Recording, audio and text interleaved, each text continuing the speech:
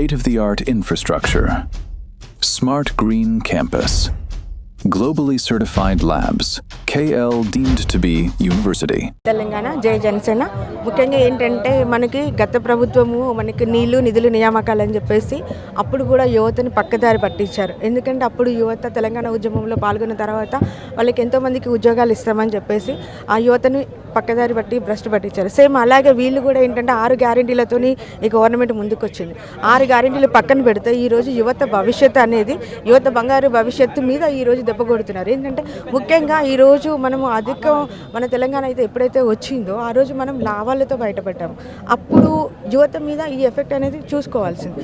ఇప్పుడు వచ్చిన గవర్నమెంట్ కూడా సేమ్ అట్లానే మరీ 4 కోట్ల రూపాయలతో ఫీజు రియంబర్స్మెంట్ ఇవ్వకుండా వాళ్ళ యువత భవిష్యత్తు మీద దెబ్బతీస్తూ అంటే ఏమైపోతుంది గవర్నమెంట్ అనేది మనం ఆలోచించుకుంటే ఇంకా ముందు జీవితాలు కూడా ఆలోచించుకుంటే ఏం జరుగుతుందని ఒక భయంతో ఈరోజు మా జనసేన పార్టీ తీసుకున్న నిర్ణయం ఏంటంటే మన రియంబర్స్మెంట్ రావాలి, ఎట్లయినా విద్యార్థులకు భవిష్యత్తుని మనం నిల్చోబెట్టాలని ఒక ఆశయంతో మేము ఈరోజు ఈ పార్టీ. తెలంగాణలో ఫీ రియంబర్స్మెంట్ గురించి మాట్లాడాలంటే ముందు ఆంధ్రాలో లోకేష్ గారి ఇంటి ముందు ధర్నా చేసి ఆ తర్వాత ఇక్కడ రండి అని కాంగ్రెస్ నాయకులు అంటున్నారు. దాని మీద అంటే అది ఆలోచించాలి. ఎందుకంటే 2026 వరకు కూడా ఇప్పుడు అక్కడ ఆంధ్రాలో ఫీజు బకాయింపులు జరిగాయి, చెల్లింపులు. ఇప్పుడు ఎందుకంటే అప్పుడు గత ప్రభుత్వంలో ఉన్న అప్పులు ఇప్పుడు కొంచెం తీర్చుకుంటూ వాళ్ళు కొంచెం డెవలప్ చేసుకుంటూ విద్యార్థులని భవిష్యత్తు మీద దెబ్బతీయకుండా ఇప్పుడు వారి భవిష్యత్తును ఆలోచిస్తూ ఫీజు రియంబర్స్ కట్టము ఇట్లా 9th జీవో తీసుకొచ్చేసి విద్యార్థుల అకౌంట్లలోనే వేస్తాము.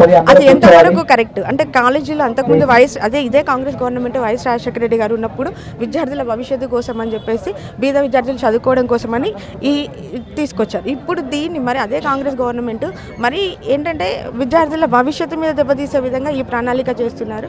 దీనికి తెలంగాణ మీ అయ్య జాగిరా అన్న పవన్ కళ్యాణ్ గారు ఈరోజు ఎందుకు మరి ఈ ధర్నాకి రాలేదంటారు? ఎందుకు క్వశ్చన్ చేయట్లేదు? ఆల్మోస్ట్ 11,000 వరకు ఫీ బకాయిలు అయితే ఉన్నాయి కదా, దాని మీద ఎందుకు ఆయన డైరెక్ట్గా ప్రశ్నించడం?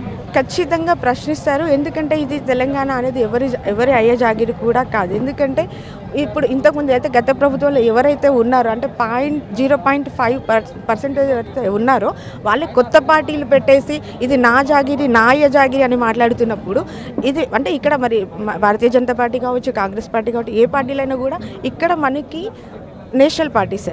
మరి మన రాజ్యాంగం ప్రకారము పార్టీ ఎవరైనా కూడా ఇక్కడ ఉండొచ్చు. మరి ముఖ్యంగా జనసేన పార్టీ అనేది తెలంగాణలో పుట్టి ఇక్కడే ప్రాణం పోసుకున్న పార్టీ. ఇక్కడ అందరూ తెలంగాణ బిడ్డలే ఉన్నారు, తెలంగాణ బిడ్డలకు పోరాడుతున్నారు. ఇప్పుడు గత ప్రభుత్వం తెలంగాణ వచ్చిన తర్వాత మనం ఎన్ని సాధించుకొని ఏం కోల్పోయినామో కూడా తెలుసు. కాబట్టి ఇప్పుడు మనం అభివృద్ధి దిశగా తెలంగాణ వైపు పయనిస్తున్నాం. కాబట్టి ఖచ్చితంగా మా జనసేన పార్టీ అనేది అభివృద్ధి దిశగా పయనిస్తే ప్రతి ఒక్కరికి న్యాయం జరిగేలా పోరాడుతూనే ఉంటుంది.